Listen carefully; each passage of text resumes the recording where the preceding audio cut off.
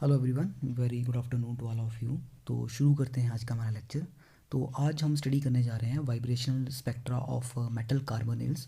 तो अगर आपको ध्यान में हो, हमने प्रीवियस लेक्चर के अंदर हमने मेटल कार्बोनिल्स के अंदर बॉन्डिंग के बारे में स्टडी किया था कि किस तरह से हमारे पास बॉन्डिंग होती है मेटल कार्बोनिल्स के अंदर। ठीक है, अब उस बॉन्डिंग के रिगार्डिंग हम स्टडी करेंगे। दैट इज़ जो एविडेंस है हमारे पास कि मल्टीपल बॉन्डिंग होती है मेटल कार्बोनिल्स में, उसको हम स्टडी करेंगे by using this vibration spectra. ठीक है, तो मतलब इस टॉपिक के थ्रू हम क्या स्टडी करने जा रहे हैं कि आपके पास जो मेटल कार्बोनिल्स होते हैं वहाँ पे हमने स्टडी किया कि मल्टीपल बॉन्डिंग होती है। मल्टीपल बॉन्डिंग का मतलब वहाँ पे हमारे पास सिग्मा बॉन्ड बनता है और उसके बाद हमारे पास बैक बॉन्ड के थ्रू जो है आपके पास पाई बॉन्डिंग होती है। ठीक है, तो हमने उस चीज़ को जो है बिल्कुल एक्सपेरिमेंटली प्रूव करना है कि वाकई ऐसा कुछ हमारे पास होता है। तो इसके लिए जो है आपके पास हमारे पास एक आईआर स्पेक्ट्रोस्कोपी टेक्निक होती है। ठीक है, हमारे पास एक स्पेक्ट्रोस्कोपिक टेक्निक होती है जिसको हम बोलते हैं आईआर स्पेक्ट्रोस्कोपी। ठीक है, इंफ्रारेड स्पेक्ट्रोस्कोपी। तो it plays a very important role in determining the multiple bonding in case of metal carbonyls, जिसको हम वाइब्रेशन स्पेक्ट्रा बोलेंगे मेटल कार्बोनिल्स का। तो देखिए, इतना तो आप सभी को क्लियर ही है कि जब हमारे पास, ठीक है, जब हमारे पास बैक डोनेशन होगी मेटल टू कार्बन मोनोऑक्साइड, ठीक है, जब मैंने आपको क्या कहा था, हमने जो बॉन्डिंग स्टडी की थी मेटल कार्बोनिल्स के अंदर, वहाँ मैंने आपको कहा था कि कार्बन मोनोऑक्साइड जो होता है उसका जो कार्बन एटम होता है वो अपना इलेक्ट्रॉन पेयर डोनेट करता है टू दी मेटल एटम। ठीक है, जिसकी वजह से हमारे पास मेटल और कार्बन के बीच में बॉन्ड बनेगा, सिग्मा बॉन्ड बन गया। ठीक है, मेटल और कार्बन के बीच में सिग्मा बॉन्ड बन जाएगा।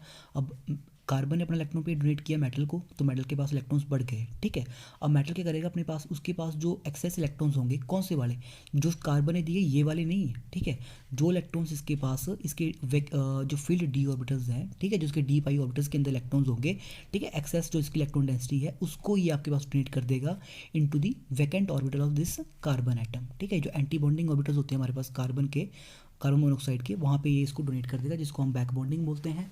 ठीक है, तो जब भी बैक बॉन्डिंग होगी हमारे पास, तो यहाँ से आपके पास क्या हो रहा है, देखिए, जब भी बैक बॉन्डिंग होगी हमारे पास मेटल और कार्बन के बीच में हमारे पास किस तरह का बॉन्ड बन रहा है, डबल बॉन्ड बन के आ रहा है। तो डेफिनेटली मेटल और कार्बन की जो बॉन्ड स्ट्रेंथ है वो बढ़ जाएगी। ऐसा ही हो रहा है, मेटल और कार्बन पहले आपके पास सिंगल बॉन्ड था, अब डबल बॉन्ड बन जाएगा। तो मेटल और कार्बन की जो बॉन्ड स्ट्रेंथ है वो आपके पास बढ़ गई। और what will be the effect on this carbon and oxygen bond. ठीक है, ये जो आपके पास, क्योंकि हमें इसको नहीं भूलना है, जो वाइब्रेशन स्पेक्ट्रा है यहाँ पे हम एक वैल्यू होती है जिसको हम स्ट्रेचिंग फ्रिक्वेंसी बोलते हैं, यहाँ पे हम फ्रिक्वेंसी कैलकुलेट करेंगे ऑफ दिस कार्बन मोनोऑक्साइड। ठीक है, इसके बारे में भी आपको बताऊंगा कि वाइब्रेशन स्पेक्ट्रा क्या होता है, यार स्पेक्ट्रोस्कोपी क्या चीज़ है हमारे पास। पहले आप थोड़ा सा इस टॉपिक के बारे में समझिए कि ये क्या चीज़ हुई। ठीक है, यहाँ पे मैंने आपको क्या कहा, जब आपके पास बैक बॉन्डिंग होगी, ठीक है, जब मैंने आपको कहा कि जब बैक बॉन्डिंग हो जाएगी, तो बैक बॉन्डिंग होने से मेटल और कार्बन के बीच का जो बॉन्ड ऑर्डर है वो आपके पास क्या हो जाएगा, जो बॉन्ड ऑर्डर है आपके पास वो बढ़ जाएगा, मतलब बॉन्ड स्ट्रेंथ बढ़ जाएगी। सिंगल बॉन्ड से डबल बॉन्ड बन के आ रहा है। तो एट द सेम टाइम हमारे पास ये जो कार्बन ऑक्सीजन बॉन्ड है, अब इसके ऊपर क्या फ़र्क पड़ेगा। ठीक है, अब आपको पता है कार्बन और ऑक्सीजन के बीच में ट्रिपल बॉन्ड था। ठीक है, अब जब मेटल अपने इलेक्ट्रॉन पेयर जो है आपके पास डोनेट कर रहा है कार्बन मोनोऑक्साइड के एम्प्टी ऑर्बिटल्स के अंदर, तो वो इलेक्ट्रॉन कहाँ जा रहे हैं, अगर आपको याद हो, हमने लास्ट टाइम पे कार्बन मोनोऑक्साइड का हमने एमओ डायग्राम स्टडी किया था, तो वहाँ पे एंटी बॉन्डिंग ऑर्बिटल्स जो है वहाँ पे आपका लोएस्ट अनऑक्यूपाइड ऑर्बिटल है। तो डेफिनेटली इलेक्ट्रॉन्स कहाँ जाएंगे, एंटी बॉन्डिंग के अंदर। और जब भी इलेक्ट्रॉन्स एंटी बॉन्डिंग में जाएंगे हमारे पास क्या होता है, बॉन्ड ऑर्डर कम हो जाता है। तो डेफिनेटली ये जो बॉन्ड स्ट्रेंथ है आपके पास इस बॉन्ड की, बॉन्ड ऑर्डर कम होने की वजह से ये जो बॉन्ड स्ट्रेंथ होगी इस बॉन्ड की वो आपके पास वीक हो जाएगी। ठीक है, तो इस चीज़ को मैं लिख सकता हूँ, क्या लिख सकता हूँ मैं यहाँ पे, ड्यू टू बैक बॉन्डिंग। ठीक है, ड्यू टू बैक बॉन्डिंग। ठीक है, बैक बॉन्डिंग से हमारे पास क्या हो रहा है, मेटल और कार्बन जो है, मेटल और कार्बन बॉन्ड स्ट्रेंथ, इसकी बॉन्ड स्ट्रेंथ क्या हो जाएगी, इंक्रीजेस। ठीक है, metal carbon bond strength increases, चलो इंक्रीजेस भी लिख ही देता हूँ मैं, इंक्रीजेस। और जो कार्बन ऑक्सीजन बॉन्ड स्ट्रेंथ है, ठीक है, this carbon oxygen bond strength it will decreases. ठीक है, तो ये चीज़ आपने ध्यान में रखनी है, जब मेटल कार्बोनिल बॉन्ड बनेगा तो मेटल कार्बन बैक बॉन्डिंग की वजह से मेटल और कार्बन की जो आपके पास बॉन्ड स्ट्रेंथ होगी वो बढ़ेगी, और at the same time carbon और ऑक्सीजन की बॉन्ड स्ट्रेंथ आपके पास कम हो जाएगी। ठीक है, तो इसी चीज़ को हम स्टडी करते हैं by using IR spectroscopic technique. तो ये हमारे पास एक स्पेक्ट्रोस्कोपिक टेक्निक होती है और ये हमारे पास एक अच्छा हमारे पास एविडेंस देती है which supports the bonding in metal carbonyls. तो यहाँ पे हम क्या करते हैं, हम यूजुअली हम यहाँ पे जो आपका कार्बन मोनोऑक्साइड होता है, इसकी हम स्ट्रेचिंग फ्रिक्वेंसीज होती हैं उसको हम यहाँ पे मेज़र करते हैं, ठीक है। इस स्टडी के थ्रू हमारे पास होता है कि हमें यूजुअली जो बॉन्ड ऑर्डर्स होते हैं मेटल और कार्बन के बीच में और कार्बन ऑक्सीजन बॉन्ड के अंदर, ठीक है, इसके बारे में हमें यहाँ पे इन्फॉर्मेशन मिलती है। तो आपके पास हो क्या रहा है, मेटल और कार्बन के बीच में बॉन्ड ऑर्डर बढ़ रहा है और कार्बन ऑक्सीजन का बॉन्ड ऑर्डर आपके पास कम हो रहा है, ठीक है। तो ये चीज़ हमारे पास जो है इसको हम एस्टिमेट कर सकते हैं by using this spectroscopic technique, that is your IR spectroscopy, जिसको हम बोलते हैं इंफ्रारेड स्पेक्ट्रोस्कोपी, ठीक है। तो यहाँ पे हमारे पास क्या होता है, जो कार्बोनिल होता है आपके पास, कार्बन मोनोऑक्साइड, ठीक है, यहाँ पे हमारे पास स्ट्रेचिंग फ्रिक्वेंसीज जो होती है वो अपीयर होती हैं as a sharp and intense band उसके बन के आते हैं वाइब्रेशनल रीजन के अंदर हमारे पास, ठीक है। तो देखिए IR स्पेक्ट्रोस्कोपी में यूजुअली हम क्या करेंगे, आपके पास फ्रिक्वेंसी ऑफ वाइब्रेशन मेज़र करेंगे, जिसको हम एक रिलेशन के थ्रू जो है आपके पास मेज़र करते हैं, ठीक है। This is your frequency of vibration, V stands for frequency of vibration. तो इसका एक रिलेशन होता है which is equal to 2π√K/μ, ठीक है। This is 1/2π K/√μ, sorry, this is 1/2π√K/μ। तो यहाँ पे हमारा K क्या है, K stands for force constant, ठीक है। This is your force constant and mu is your reduced mass, this is your reduced mass. और ये होता है हमारे पास product of masses m1 m2 over sum of masses, ठीक है, m1 + m2, ठीक है। और ये जो हमारा फोर्स कांस्टेंट होता है, ठीक है, ये आपके पास मेज़र करता है, it is a measure of, this is a measure of bond strength, ठीक है, it is a measure of bond strength, ठीक है। तो आप देख सकते हैं यहाँ से हमारे पास स्ट्रेचिंग फ्रिक्वेंसी दो चीज़ों के ऊपर डिपेंड करेगी, one is your force constant, other is your reduced mass, ठीक है। तो फोर्स कांस्टेंट ये आपके पास क्या मेज़र करता है कि आपके पास बॉन्ड कितना स्ट्रेंथन है हमारे पास, ठीक है, स्ट्रॉन्ग बॉन्ड है या नहीं है, ठीक है। तो जितना ज़्यादा K होगा आपके पास बॉन्ड उतना ज़्यादा स्ट्रॉन्ग होगा, जितना कम आपके पास K की वैल्यूज़ होगी, ठीक है, उतना ही आपके पास बॉन्ड जो है आपके पास वीक रहेगा। जैसे एग्जाम्पल लेके चलते हैं, ठीक है, आप सभी को पता है carbon single bond carbon, carbon double bond carbon, carbon triple bond carbon, ठीक है। तो यहाँ से सबसे ज़्यादा फोर्स जो आपके पास फोर्स कांस्टेंट होगा वो किसके लिए होगा, इस बॉन्ड के लिए, क्योंकि इस बॉन्ड में आपके पास मैंने आपको क्या कहा कि जो फोर्स कांस्टेंट होता है आपके पास वो बॉन्ड स्ट्रेंथ को मेज़र करता है, ठीक है। तो यहाँ से सबसे ज़्यादा बॉन्ड स्ट्रेंथ किसकी है, इस बॉन्ड की या ट्रिपल बॉन्ड की, तो डेफिनेटली हमारे पास क्या होगा, फोर्स कांस्टेंट सबसे ज़्यादा इसका आएगा। तो जो स्ट्रेचिंग फ्रिक्वेंसी आएगी हमारे पास, ठीक है, this is directly proportional to the force constant. तो डेफिनेटली यहाँ पे इसकी स्ट्रेचिंग फ्रिक्वेंसी सबसे ज़्यादा होगी compare to that of double bond and triple bond, ठीक है। तो अगर हम इसकी स्ट्रेचिंग फ्रिक्वेंसी लिखते हैं अगर हम लोग, तो जो कार्बन ट्रिपल बॉन्ड होता है दिस इज अपीयर एज 2200 पर सेंटीमीटर। तो ये जो बॉन्ड होता है हमारे पास ये IR रीजन के अंदर हमारे पास 2200 पर सेंटीमीटर के अंदर जो है आपके पास ऑब्जर्व होगा, ठीक है। IR स्पेक्ट्रोस्कोपी को हम लेटर ऑन स्टडी करेंगे, आपके पास ये जो आपके पास ऑर्गेनिक केमिस्ट्री है, ठीक है, वहाँ पे हम इस पूरे चैप्टर्स को वहाँ पे हम डिटेल में स्टडी करेंगे, वहाँ पे क्लियर हो जाएगा कि स्ट्रेचिंग फ्रिक्वेंसीज आपके पास क्या चीज़ होती है हमारे पास। अब देखिए सिमिलरली हमारे पास जो डबल बॉन्ड होता है ये, अब इसकी फोर्स स्ट्रेंथ आपके पास कम है, ठीक है, K की वैल्यू कम होगी तो डेफिनेटली स्ट्रेचिंग फ्रिक्वेंसी वैल्यू भी कम आएगी हमारे पास, ठीक है। और कार्बन सिंगल बॉन्ड कार्बन के लिए सबसे ज़्यादा कम आती है हमारे पास, ठीक है। तो हमने स्टडी क्या करना है, हमने यहाँ पे वाइब्रेशन स्पेक्ट्रा स्टडी करना है मेटल कार्बोनिल्स का, ठीक है। तो देखिए जो IR स्पेक्ट्रा होता है ना आपके पास, जो IR हमारे पास स्पेक्ट्रम होता है, ठीक है, एक रीजन होता है हमारे पास जहाँ पे ये वैल्यूज़ लाई करती हैं। तो उस रीजन के अंदर हमारे पास जो कार्बन मोनोऑक्साइड की जो फ्रिक्वेंसीज होती हैं, जो उसकी वैल्यूज़ होती हैं, ठीक है, they are very strong, they are generally very strong, ठीक है। तो क्योंकि हमारे पास डेफिनेटली आप देख सकते हैं कि ट्रिपल बॉन्ड है कार्बन और ऑक्सीजन के बीच में, तो फोर्स कांस्टेंट बहुत ज़्यादा होता है, ठीक है। तो अगर मेरे पास फ्री कार्बन मोनोऑक्साइड हो, ठीक है, अगर बिल्कुल फ्री कार्बन मोनोऑक्साइड होगा, इसका मतलब क्या हुआ, ये किसी के साथ बॉन्डेड नहीं है, कोई मेटल नहीं है, कोई कुछ नहीं है, सिर्फ और सिर्फ कार्बन मोनोऑक्साइड है। तो जो इसकी वैल्यू होती है आपके पास, ठीक है, ये आपके पास स्ट्रेचिंग फ्रिक्वेंसी है, this stands for stretching frequency, ठीक है, this is your stretching frequency, ठीक है, किसकी है, कार्बन मोनोऑक्साइड की। तो जो इसकी वैल्यू होती है दिस इज 2143 पर सेंटीमीटर, ठीक है। फ्री कार्बन मोनोऑक्साइड की वैल्यू कितनी होगी स्ट्रेचिंग फ्रिक्वेंसी IR रीजन के अंदर, दैट इज़ योर 2143 पर सेंटीमीटर, ठीक है। लेकिन अब जब आपके पास मेटल के साथ ये कार्बन मोनोऑक्साइड बॉन्ड हो गया है इन मेटल कार्बोनिल्स, ठीक है, अब देखिए जब मेटल और कार्बन मोनोऑक्साइड के बीच में बॉन्ड बन जाएगा हमारे पास, तो डेफिनेटली मैंने आपको क्या कहा, कार्बन और ऑक्सीजन की बॉन्ड स्ट्रेंथ कम हो जाएगी, ठीक है। अगर कार्बन ऑक्सीजन की बॉन्ड स्ट्रेंथ कम हो जाएगी दैट मीन्स हमारे पास क्या होगा, अब आपके पास जो स्ट्रेचिंग फ्रिक्वेंसी वैल्यू होगी थोड़ी सी कम हो जाएगी, तो ये जो वैल्यूज़ होती हैं हमारे पास, ठीक है, जब ये टर्मिनल बॉन्ड करेगा, ठीक है, जब ये टर्मिनल वे में बॉन्ड करेगा तो ये जो वैल्यू होंगी दिस इज़ 2125 और आपके पास 1850 पर सेंटीमीटर के बीच में लाई करती हैं, ठीक है। दिस लाइज बिटवीन 2125 और 1850 पर सेंटीमीटर के बीच में।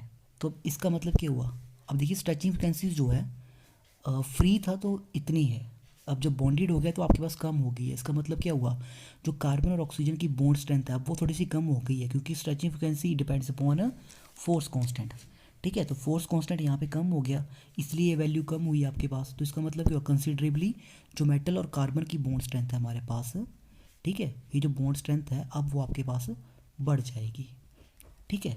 मतलब ये जो मेटल और कार्बन है इसकी बॉन्ड स्ट्रेंथ बढ़ रही है, क्योंकि यहाँ पे सिंगल से डबल बॉन्ड करेक्टर बन रहा है, और at the same time carbon और ऑक्सीजन के बीच में जो ट्रिपल बॉन्ड था अब वो कन्वर्ट होकर डबल बॉन्ड करेक्टर की ओर आ रहा है, ठीक है।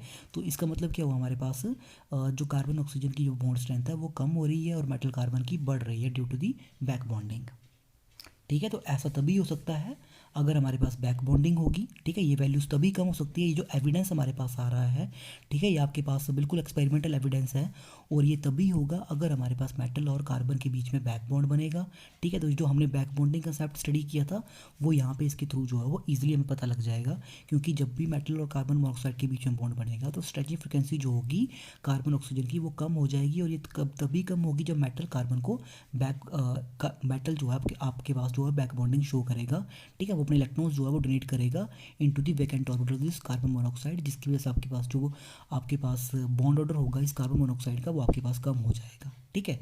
तो आप यहाँ पे देख ही रहे हैं ट्रिपल बॉन्ड से डबल बॉन्ड बन के आ रहा है। नाउ अब हमारे पास यहाँ से एक बड़ी इंटरेस्टिंग केमिस्ट्री स्टार्ट होती है मेटल कार्बोनेट्स के रिगार्डिंग, ठीक है, जिसका आपके लिए बहुत ज़्यादा इंपॉर्टेंट रोल रहेगा आपके जो एग्ज़ाम्स होंगे, ठीक है। अच्छा, यहाँ पे मैंने कार्बन और कार्बन की जो स्ट्रेचिंग फ्रिक्वेंसी वैल्यू है यहाँ पे मैंने मेंशन नहीं की है, सॉरी, दिस इज़ 1000 पर सेंटीमीटर, ठीक है। तो मैं आपको बता रहा था कि अब जो हमारे यहाँ पे वाइब्रेशन स्पेक्ट्रा से जो सबसे इंपॉर्टेंट थिंग निकल के आती है उसका आपके पास बहुत ज़्यादा इंपॉर्टेंट रोल रहेगा, स्पेशली जब भी आप कोई कम्पिटिटिव एग्ज़ाम्स देंगे लाइक IIT जैम, या फिर आप फ्यूचर में जाके जब आप नेट वगैरह के एग्ज़ाम्स दोगे तो वहाँ पे ये यहाँ से जो है वो आपके पास क्वेश्चन यूजली बन के आते हैं वाइब्रेशन स्पेक्ट्रा से, ठीक है। So this is very very important topic यहाँ से जो अब स्टार्ट होने वाला है आपके पास, ठीक है, वो बहुत ज़्यादा इंपॉर्टेंट होगा आपके पास competitive exam point of view से। अगर आप देखोगे इस टॉपिक को तो देखिए सबसे पहली चीज़ तो आपने क्या ध्यान रखनी है, अगर हमारे पास बैक बॉन्डिंग हो रही है, if there is back bonding, carbon oxygen की बॉन्ड स्ट्रेंथ आपके पास क्या हो रही है, कम हो रही है। तो ये चीज़ मैं लिख भी रहा हूँ यहाँ पे, due to back bonding, due to back bonding, ठीक है, this is very important.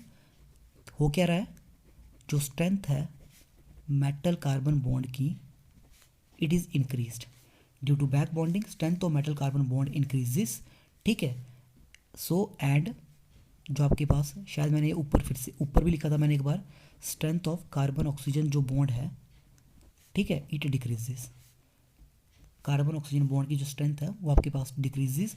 So therefore जो स्ट्रेचिंग फ्रिक्वेंसीज होंगी हमारे पास कार्बन मोनोऑक्साइड की ड्यू टू बैक बॉन्डिंग, जितनी ज़्यादा बैक बॉन्डिंग होगी स्ट्रेचिंग फ्रिक्वेंसीज उतनी ही कम होती जाएगी आपके पास, ठीक है। तो जितनी ज़्यादा बैक बॉन्डिंग होगी स्ट्रेचिंग फ्रिक्वेंसी उतनी ही ज़्यादा कम हो जाएगी आपके पास, ठीक है।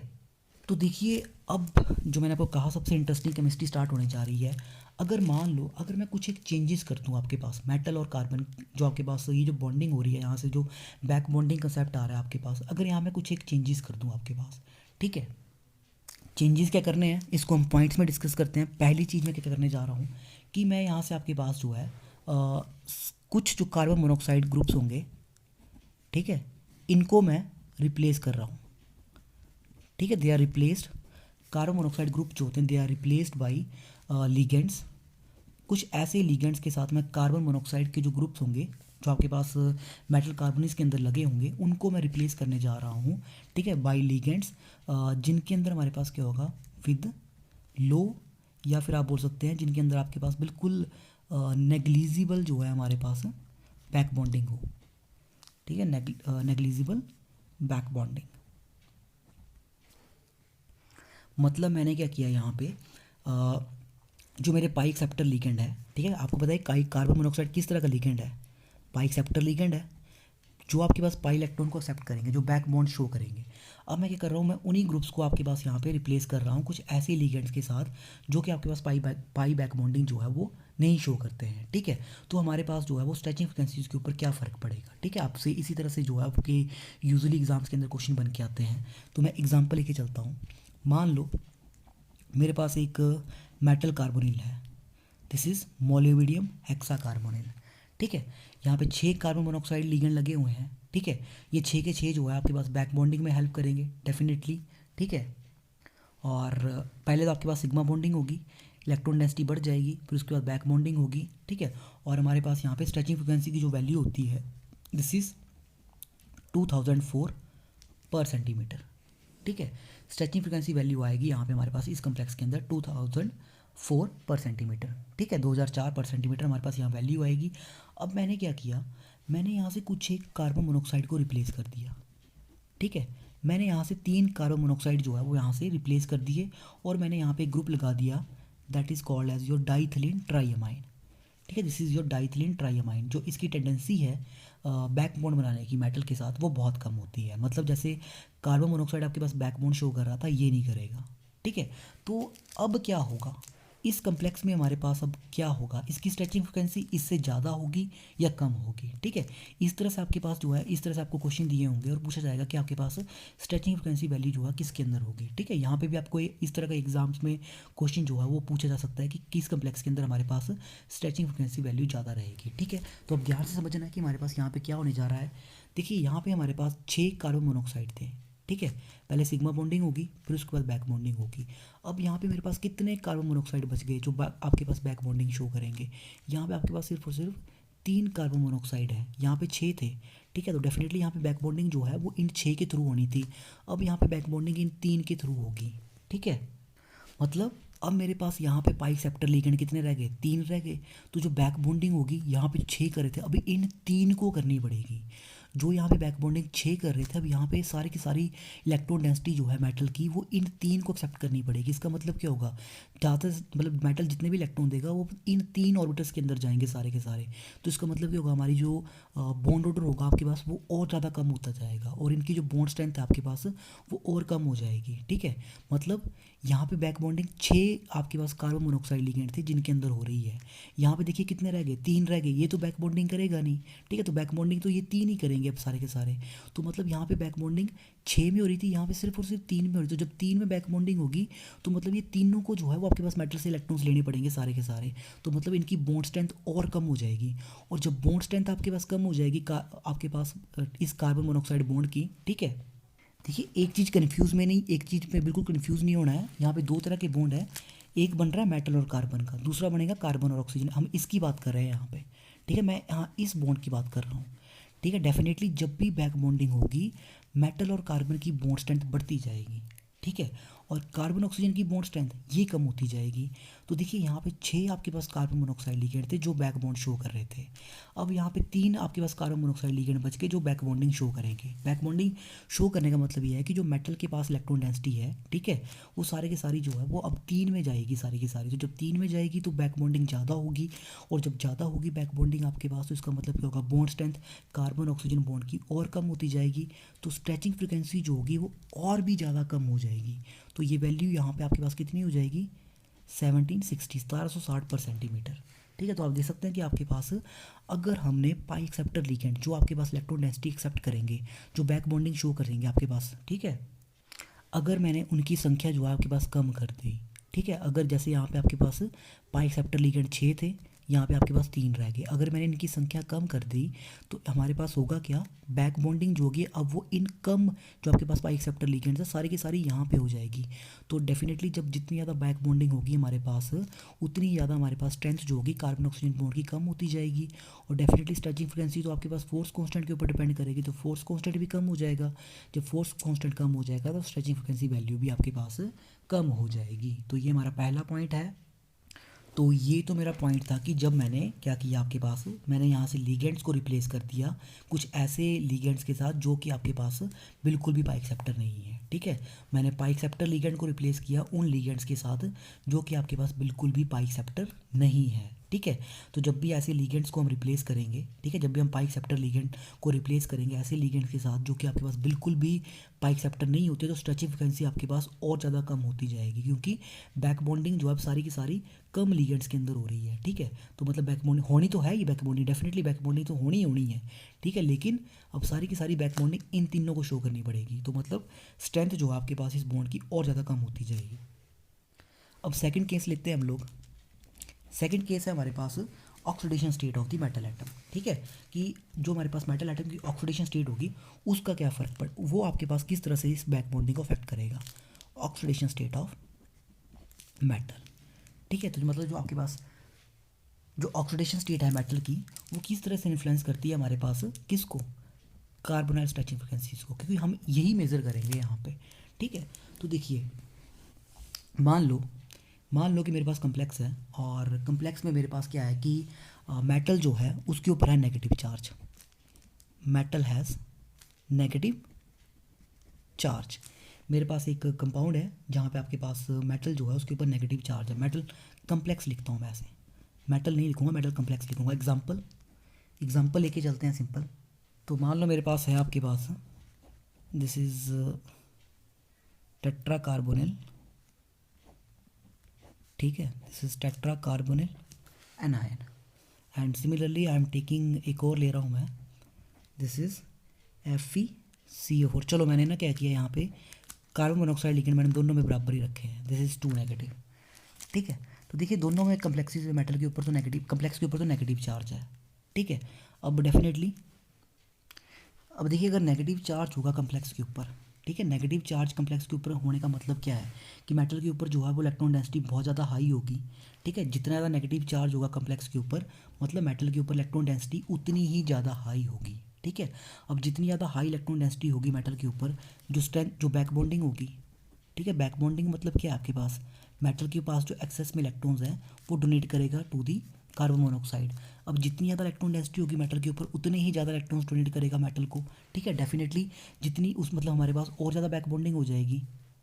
बोलने का मतलब ये है कि जितना ज़्यादा नेगेटिव चार्ज होगा कम्प्लेक्स के ऊपर, ठीक है, यहाँ पे इसका चार्ज ज़्यादा है, जितना ज़्यादा नेगेटिव चार्ज कम्प्लेक्स के ऊपर होगा, ठीक है, उतनी ही ज़्यादा इलेक्ट्रॉन डेंसिटी हो जाएगी मेटल के ऊपर। डेफिनेटली आपके पास स्ट्रेंथ जो होगी बैक बॉन्डिंग की और ज़्यादा बढ़ जाएगी, क्योंकि जितनी ज़्यादा इलेक्ट्रॉन डेंसिटी मेटल के ऊपर होगी वो उतने ही ज़्यादा इलेक्ट्रॉन्स जो है वो आपके पास कार्बन मोनोऑक्साइड लिगेंड को डोनेट करेगा, और उतनी ज़्यादा बैक बॉन्डिंग होगी। और जितनी ज़्यादा बैक बॉन्डिंग होगी आपके पास, जो आपकी स्ट्रेचिंग फ्रिक्वेंसी होगी वो आपके पास कम हो जाएगी। क्यों? क्योंकि जितनी ज़्यादा बैक बॉन्डिंग होगी सारे इलेक्ट्रॉन एंटी बॉन्डिंग में जाएंगे, और स्ट्रेंथ जो होगी आपके पास कार्बन ऑक्सीजन बॉन्ड की, ये जो स्ट्रेंथ है वो आपके पास कम हो जाएगी, और बैक बॉन्डिंग ज़्यादा होने की वजह से आपके पास स्ट्रेचिंग फ्रिक्वेंसी कम हो जाएगी। ठीक है, तो इन दोनों कम्प्लेक्स में किसके अंदर जो आपके पास स्ट्रेचिंग फ्रिक्वेंसी ज़्यादा होगी, वो यहाँ पे ज़्यादा होगी। क्यों ज़्यादा होगी? क्योंकि इसके पास इलेक्ट्रॉन डेंसिटी कम है, क्योंकि यहाँ पे देखो एक ही नेगेटिव चार्ज है, यहाँ पे 2 नेगेटिव चार्ज है, तो डेफिनेटली हमारे पास यहाँ पे क्या होगा, इस कम्प्लेक्स के अंदर हमारे पास मेटल के ऊपर हाई इलेक्ट्रॉन डेंसिटी होगी, तो यहाँ पे स्ट्रेंथ ऑफ बैक बॉन्डिंग यहाँ पे ज़्यादा होगी। बैक बॉन्डिंग इसकी ज़्यादा है, लेकिन स्ट्रेचिंग फ्रिक्वेंसी इस कम्प्लेक्स की ज़्यादा होगी। सिमिलरली अब हम कंपेयर करते हैं, अगर मेटल के ऊपर पॉजिटिव चार्ज हो, तो मैं यहाँ पे 3 कम्प्लेक्स लिखने जा रहा हूँ। एक है मेरे पास वेनेडियम हेक्सा कार्बोनिल, ठीक है, ये आपका एनायन हो गया। एक मैं लिख रहा हूँ आपका बिल्कुल neutral complex, chromium hexa carbonyl. और एक लिखता हूँ मैं आपके पास जब मेटल के ऊपर आपके पास पॉजिटिव चार्ज हो जाएगा। ठीक है, तो अब देखिए अगर मेटल के ऊपर पॉजिटिव चार्ज होता है तो इसका मतलब क्या होगा, मेटल के पास इलेक्ट्रॉन्स की कमी हो जाएगी। अब जब मेटल्स के पास इलेक्ट्रॉन्स की कमी हो जाएगी तो आपके पास डेफिनेटली बैक बॉन्डिंग कम होगी, क्योंकि मेटल्स के पास पहले इलेक्ट्रॉन कम है, तो आपके पास जो बैक बॉन्डिंग होगी वो कम हो जाएगी। और जब बैक बॉन्डिंग कम होगी आपके पास, ठीक है, ये जो मेटल टू कार्बन आपके पास बैक बॉन्ड बनेगा, जब ये कम बनेगा आपके पास, तो जो ऑटोमेटिकली जो स्ट्रेंथ है इस बॉन्ड की वो आपके पास ज़्यादा रहेगी। ठीक है, जब बैक बॉन्डिंग कम होगी तो आपके पास मतलब क्या है, मेटल से इलेक्ट्रॉन्स जो है into the anti bonding orbitals of this carbon monoxide वो कम जाएंगे, बॉन्ड ऑर्डर आपके पास कम कम डिक्रीज होगा, तो इसका मतलब क्या है, स्ट्रेंथ जो होगी इस बॉन्ड की वो ज़्यादा रहेगी। तो डेफिनेटली जब भी मेटल्स के पास इलेक्ट्रॉन्स की कमी है हमारे पास बैक बॉन्डिंग कम होगी, और स्ट्रेचिंग फ्रिक्वेंसी वहाँ पे हमेशा हाई रहेगी। ठीक है, तो देखिए अगर मैं यहाँ पे स्ट्रेचिंग फ्रिक्वेंसीज की वैल्यू लिखूँगा, तो देखिए यहाँ तो नेगेटिव चार्ज है, तो बैक बॉन्डिंग सबसे ज़्यादा होगी यहाँ पे, और आपके पास जो स्ट्रेंथ होगी कार्बन ऑक्सीजन बॉन्ड की वो सबसे ज़्यादा कम होगी यहाँ पे। ठीक है। तो इसकी जो स्ट्रेचिंग फ्रिक्वेंसी वैल्यू आएगी वो बहुत कम आएगी compare to that of neutral और जो आपके पास पॉजिटिव वाला होगा, ठीक है। तो नेगेटिव वाले में आपके पास इसकी वैल्यू जो होती है वो 1860 पर सेंटीमीटर होती है, ठीक है। अब न्यूट्रल है यहाँ पे, ठीक है। तो यहाँ पे कोई पॉजिटिव नेगेटिव चार्ज नहीं है, डेफिनेटली इजी जो आपके पास कंसेप्ट रहेगा बैक बॉन्डिंग का वही होगा, ठीक है। दिस इज़ 1980 पर सेंटीमीटर। और यहाँ पे आपके पास क्या है, मेटल्स के पास इलेक्ट्रॉन्स की कमी है, तो जो बैक बॉन्डिंग होगी वो सबसे कम यहाँ पे होगी, ठीक है। और सबसे ज़्यादा बैक बॉन्डिंग कहाँ पे होगी, इसमें होगी, ठीक है। बैक बॉन्डिंग मैक्सिमम यहाँ पे है, उसके बाद यहाँ पे होगी, और सबसे कम कहाँ होगी, यहाँ पे। तो जब सबसे कम यहाँ पे बैक बॉन्डिंग होगी, कार्बन ऑक्सीजन बॉन्ड स्ट्रेंथ सबसे ज़्यादा होगी वहाँ पे, ठीक है। तो यही तो हम मेज़र कर रहे हैं, हम इसी को मेज़र कर रहे हैं, हम इस बॉन्ड को नहीं मेज़र कर रहे हैं, ठीक है। ये तो हम बोले कि बैक बॉन्डिंग कहाँ ज़्यादा होगी, तो जहाँ बैक बॉन्डिंग ज़्यादा होगी वहाँ पे ये बॉन्ड स्ट्रेंथ कम हो जाएगी, क्योंकि सारे इलेक्ट्रॉन्स एंटी बॉन्डिंग में जाएंगे।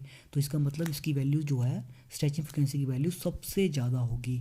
तो ये वैल्यू होती है आपके पास 2090, ठीक है, 2090 पर सेंटीमीटर के ऊपर। तो अगेन मैं इस चीज़ को एक बार रिपीट कर देता हूँ, ऑक्सीडेशन स्टेट ऑफ मेटल किस तरह से स्ट्रेचिंग फ्रिक्वेंसीज को इन्फ्लुएंस करेगी। अगर हमारे पास मान लो कि मेटल कम्प्लेक्स के ऊपर नेगेटिव चार्ज है, अगर मेटल कार्बोनेट्स के ऊपर हमारा नेगेटिव चार्ज है, तो मेटल्स के पास इलेक्ट्रॉन्स ज़्यादा होंगे, एक्सेस में होंगे, डेफिनेटली बैक बॉन्डिंग बढ़ जाएगी, और बैक बॉन्डिंग बढ़ेगी तो आपके पास कार्बन ऑक्सीजन की बॉन्ड स्ट्रेंथ कम हो जाएगी, और स्ट्रेचिंग फ्रिक्वेंसी ऑटोमेटिकली वहाँ पे सबसे कम आपको देखने को मिलेगी, ठीक है। और अगर पॉजिटिव चार्ज होगा आपके पास मेटल कम्प्लेक्स के ऊपर, ठीक है, तो हमारे पास क्या होगा, आपके पास मेटल्स के पास इलेक्ट्रॉन्स की कमी होगी, क्योंकि यहाँ पॉजिटिव चार्ज है, एक्सेस में इलेक्ट्रॉन नहीं है मेटल के पास बैक बॉन्ड बनाने के लिए, तो डेफिनेटली हमारे पास बैक बॉन्डिंग कम देखने को मिलेगी। और जब बैक बॉन्डिंग ही कम होगी आपके पास, तो ये जो स्ट्रेंथ है मेटल कार्बन ऑक्सीजन बॉन्ड की, ठीक है, ये वाली ज़्यादा देखने को मिलेगी, क्योंकि आपके पास यहाँ पे एंटी बॉन्डिंग में इलेक्ट्रॉन्स अब कम आ रहे हैं, तो बॉन्ड ऑर्डर कम रिड्यूस होगा, तो ये बॉन्ड स्ट्रेंथ ज़्यादा होगी और स्ट्रेचिंग फ्रिक्वेंसी वैल्यू ज़्यादा होगी, ठीक है। तो देखिए सिंपल साधारण शब्दों में मैं इस टॉपिक को यहीं पे जो है वो क्लोज करूँगा। तो आपको क्या ध्यान में रखना है, अगर मैं मेटल कार्बोनिल कम्प्लेक्सेस के अंदर अगर कुछ ऐसे चेंजेस करूं जिसके द्वारा मेरे पास क्या होगा, कि अगर आपके पास मेटल कार्बन जो बैक बॉन्डिंग होगी अगर वो मेरे पास बढ़ जाती है, ठीक है, तो आपने ध्यान रखना है जब भी आपके पास बैक बॉन्डिंग ज़्यादा हो जाएगी, ठीक है, जब भी आपके पास बैक बॉन्डिंग ज़्यादा होगी, जो कार्बोनिल फ्रिक्वेंसीज होंगी हमारे पास, CO फ्रिक्वेंसीज होंगी आपके पास, they will be lower to the greatest extent, ठीक है। जब भी बैक बॉन्डिंग होगी, जितनी आपको स्ट्रेचिंग फ्रिक्वेंसीज वैल्यू होंगी, ठीक है, वो सबसे लोवेस्ट होंगी वहाँ पे फिर, ठीक है। जब भी आपके पास मैक्सिमम बैक बॉन्डिंग होगी वहाँ पे स्ट्रेचिंग फ्रिक्वेंसी वैल्यू सबसे कम देखने को मिलेगी, ठीक है। ऑन दी अदर हैंड अगर मेरे पास जो है आपके पास, अगर मेरे पास बैक बॉन्डिंग जो है सबसे कम जहाँ पे देखने को मिलेगी, वहाँ पे जो आपकी स्ट्रेचिंग फ्रिक्वेंसीज वैल्यू होंगी वो आपको हाई देखने को मिलेंगी, मतलब वहाँ पे सबसे ज़्यादा होगी। तो जो भी आपको कॉम्प्लेक्सेस दिए होंगे, ठीक है, आपको डेफिनेटली एग्जांपल्स इसी तरह से पूछे जाएंगे कि which of these complex has the highest stretching frequency, तो आपको यही बताना है, ठीक है। तो डेफिनेटली बैक बॉन्डिंग सबसे कम यहाँ पे हो रही है, तो स्ट्रेचिंग फ्रिक्वेंसी वैल्यू सबसे ज़्यादा इसकी होगी, ठीक है। देखिए अब एक चीज़ और साथ में मैं यहाँ पे जरूर मेंशन करना चाहूँगा। अब मान लो कि मेरे पास क्या हो, कि मेरे पास कुछ ऐसे लिगेंड्स लगे हों विच आर इलेक्ट्रॉन डोनर्स, ठीक है। अगर मेरे लिगेंड्स कैसे हों, electron donors, ligands are electron donors, और ये लिगेंड्स कैसे हों, अदर देन कार्बन मोनोऑक्साइड, ठीक है। अगर कार्बन मोनोऑक्साइड के अलावा हमारे पास कुछ ऐसे लिगेंड्स हों जो कि इलेक्ट्रॉन डोनर्स हों, ठीक है, तो वो क्या करेंगे, वो आपके पास बैक बॉन्ड करने में हेल्प करेंगे, क्योंकि वो लिगेंड्स जो आपके पास होंगे वो मेटल को इलेक्ट्रॉन देंगे, डेफिनेटली मेटल के पास इलेक्ट्रॉन डेंसिटी बढ़ जाएगी, कार्बन मोनोऑक्साइड को छोड़ के जो बाकी लिगेंड्स हैं मैं उनकी बात कर रहा हूँ, ठीक है।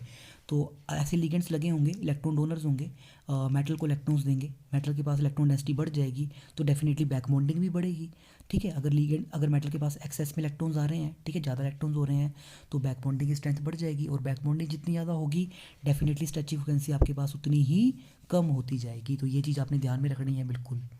और अगर मान लो कि मेरे लिगेंड्स कैसे हों, लिगेंड्स आर पाई एक्सेप्टर, ठीक है, हो सकता है मेरे पास कुछ ऐसे लिगेंड हो जो कि पाई एक्सेप्टर्स हों, ठीक है, मतलब वो आपके पास जो है उनके पास टेंडेंसी है कि वो इलेक्ट्रॉन पेयर एक्सेप्ट कर सकते हैं, और लिगेंड्स कैसे, अदर देन कार्बन मोनोऑक्साइड, ठीक है, लिगेंड कैसे होने चाहिए, they are other than carbon monoxide. तो देखिए दो तरह के लिगेंड होंगे ऐसे, एक ऐसे होंगे जिनके पास जो इलेक्ट्रॉन पेयर एक्सेप्ट करने की टेंडेंसी जो होगी वो कार्बन मोनोऑक्साइड से ज़्यादा होगी, दूसरी जिनके इस कार्बन मोनोऑक्साइड से इलेक्ट्रॉन पेयर एक्सेप्ट करने की टेंडेंसी जो है वो आपके पास कम रहेगी। ठीक है, तो दो ही तरह के लिगेंड होंगे, या तो वो कार्बन मोनोऑक्साइड से बेटर इलेक्ट्रॉन पेयर एक्सेप्ट कर सकते हैं, अच्छे से कर सकते हैं, या तो उससे वीक करेंगे।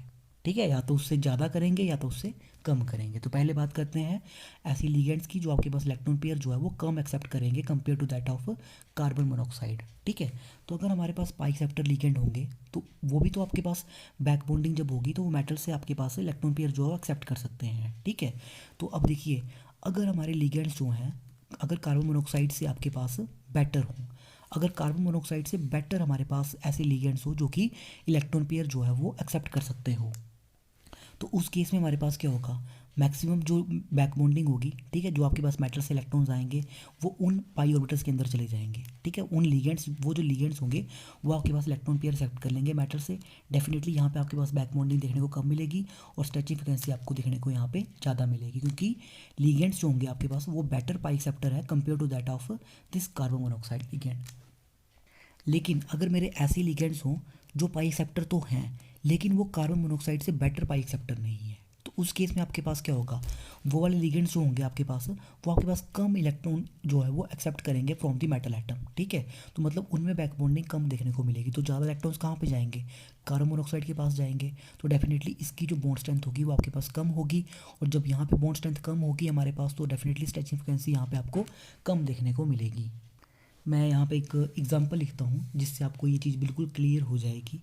सपोज़ मेरे पास एक कम्प्लेक्स है, दिस इज़ ट्राई मिथाइल। ठीक है, this is trimethyl phosphine. मेरे पास this is your electron pair. चलो पहले कम्प्लेक्स लिख सकते हैं, दिस इज़ निकल। ठीक है, और साथ में मैं ले रहा हूँ this is your try carbonyl. ठीक है, ये मेरा कम्प्लेक्स है और इसको मैं कंपेयर करूँगा अब with that of another pi acceptor ligand. तो यहाँ मैं ले रहा हूँ अब आपके पास F3P। ठीक है, PF3, this is your fluorine atom. ठीक है, और हम लेंगे साथ में, चलो बाकी सारा का सारा हम सेम ही रखते हैं, दिस इज़ योर निकल और this is your try carbonyl. तो देखिए ये और ये दिस इज़ योर PME3। ठीक है, दिस इज़ योर PME3। ठीक है, ट्राई मिथाइल फॉस्फीन, और दिस इज़ ट्राईफ्लोरोफॉस्फीन।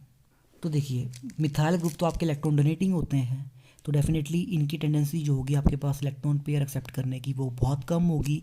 यहाँ पे फ्लोरीन एटम है, ये तो आपके पास इलेक्ट्रॉन पेयर एक्सेप्ट कर सकते हैं, तो डेफिनेटली ये बेटर पाई एक्सेप्टर हुआ हमारे पास। This is a good pi acceptor compare to this one. ठीक है, तो हमारे पास यहाँ पे क्या होगा, इस कम्प्लेक्स के अंदर, इन कम्प्लेक्सेस के अंदर हमारे पास क्या होगा, ये जो आपके पास लिगेंड होगा ये बेटर पाई एक्सेप्टर है compare to that of this one. ठीक है, तो यहाँ पे आपके पास जो आपके पास जब बैक बॉन्डिंग होगी, बैक बॉन्डिंग के टाइम पे ये लिगेंड भी आपके पास मेटल से इलेक्ट्रॉन डेंसिटी एक्सेप्ट करेंगे। ठीक है, तो जब ये इलेक्ट्रॉन आपके पास डेंसिटी जो है वो मेटल से एक्सेप्ट करेंगे तो डेफिनेटली हमारे पास स्ट्रेचिंग फ्रिक्वेंसी जो है वो उतनी ज़्यादा कम नहीं होगी यहाँ पे, क्योंकि थोड़ी सी इलेक्ट्रॉन डेंसिटी मेटल से ये जो लिगेंड होंगे ये एक्सेप्ट कर लेंगे। तो फिलहाल हमारा क्वेश्चन तो ये है कि यहाँ पे इन दोनों में स्ट्रेचिंग फ्रिक्वेंसी जो है सबसे ज़्यादा किस में देखने को मिलेगी। ठीक है, तो देखिए ये चीज़ हमें वहाँ से कंफर्म होगी, पहले तो हमने देखना कि बैक बॉन्डिंग सबसे ज़्यादा कहाँ पे होगी। ठीक है, तो देखिए हमारे पास क्या होगा, ये वीक, ये वाला जो कम्प्लेक्स है हमारे पास, दिस इज़ वीक एक्सेप्टर। ठीक है, ये जो हमारा कम्प्लेक्स है this is poor pi acceptor. ये जो हमारा लिगेंड है this is poor pi acceptor. तो डेफिनेटली हमारे पास यहाँ पे बैक बॉन्डिंग ज़्यादा देखने को मिलेगी।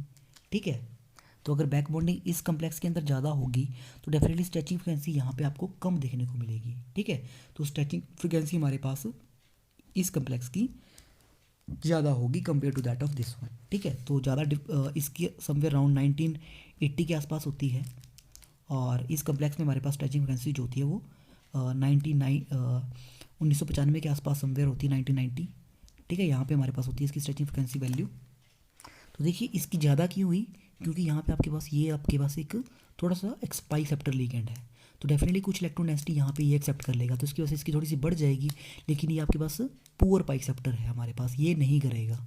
ठीक है, तो ये वाला लिगेंड जो आपके पास इलेक्ट्रॉन डेंसिटी एक्सेप्ट नहीं करेगा, इसकी वजह से हमारे पास क्या होगा, सारी की सारी इलेक्ट्रॉन डेंसिटी जो है मेटल से यहाँ पे जाएगी, तो जिसकी वजह से आपके पास बैक बॉन्डिंग जो होगी आपके पास वो तो बढ़ी रही है। ठीक है, लेकिन आपके पास कार्बन ऑक्सीजन बॉन्ड स्ट्रेंथ जो है वो आपके पास कम हो जाएगी, और यहाँ पे हमारे पास स्ट्रेचिंग फ्रिक्वेंसी वैल्यू जो है वो कम होगी। तो यहाँ पे मैंने आपके लिए दो क्वेश्चन पुट किए हैं, ठीक है। तो क्वेश्चन नंबर 1 है कि मैंने यहाँ पे 3 कम्प्लेक्सेस लिखे हैं आपके। तो पहला क्वेश्चन है कि which has the highest carbon oxygen bond order. तो इन तीनों में से सबसे ज़्यादा कार्बन और ऑक्सीजन का बॉन्ड ऑर्डर किसके अंदर होगा, ठीक है। तो आपको आइडेंटिफाई करना है यहाँ पे सबसे ज़्यादा कार्बन ऑक्सीजन बॉन्ड ऑर्डर जो है वो किसके अंदर होगा। और सेकंड क्वेश्चन है कि सबसे ज़्यादा मेटल और कार्बन का बॉन्ड ऑर्डर किसके अंदर होगा यहाँ पे, ठीक है। तो दोनों क्वेश्चंस हैं बैक बॉन्डिंग के थ्रू ही होंगे, ठीक है। यहाँ से आपको क्लियर भी हो जाएगा सबसे ज़्यादा स्ट्रेचिंग फ्रीक्वेंसी वैल्यू किसकी होगी, ठीक है। किसके अंदर आपके पास मेटल और कार्बन का बॉन्ड ऑर्डर ज़्यादा होगा, किसके अंदर आपके पास कार्बन ऑक्सीजन बॉन्ड ऑर्डर जो है वो ज़्यादा होगा। तो कमेंट करके इन सभी क्वेश्चंस के आंसर लिखें, ठीक है, सो दैट कि मुझे पता लगे कि आप लोगों ने इस टॉपिक से क्या क्या सीखा है अभी तक। So this is all about this bonding.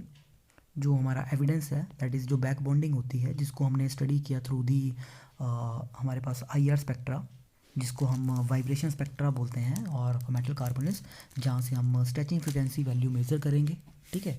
ये वैल्यू हम मेज़र करते हैं और इसके थ्रू जो है हम यहाँ पे बैक बॉन्डिंग बताते हैं कि हमारे पास मेटल कार्बोनेट्स के अंदर बैक बॉन्डिंग होती है, ठीक है। तो ये चीज़ आपने ध्यान में रखनी है कि हमारे जो टर्मिनल लिगेंड्स होंगे, जहाँ पे कार्बन मोनोऑक्साइड टर्मिनल बॉन्ड बनाता है, उनके अंदर स्ट्रेचिंग फ्रिक्वेंसी जो है मैंने आपको ऑलरेडी बताई थी 2125 और 1850 के बीच में, ठीक है। उसकी वैल्यू जो है आपके पास ज़्यादा होगी compare to that of bridging, ठीक है। यहाँ पे मैंने ब्रिजिंग वाले आपके पास मेंशन नहीं किए हैं, तो मैं आपको लास्ट में यहाँ पे ये चीज़ बता देता हूँ कि जो टर्मिनल हमारे पास कार्बन मोनोऑक्साइड लिगेंड्स होंगे, ठीक है, वहाँ पे हमारे पास मेटल कार्बन की जो कार्बन ऑक्सीजन की बॉन्ड स्ट्रेंथ होती है वो ज़्यादा होती है। तो जो स्ट्रेचिंग फ्रिक्वेंसीज होंगी हमारे पास टर्मिनल कार्बन मोनोऑक्साइड में वो ज़्यादा होंगी compare to that of our bridging carbon monoxide.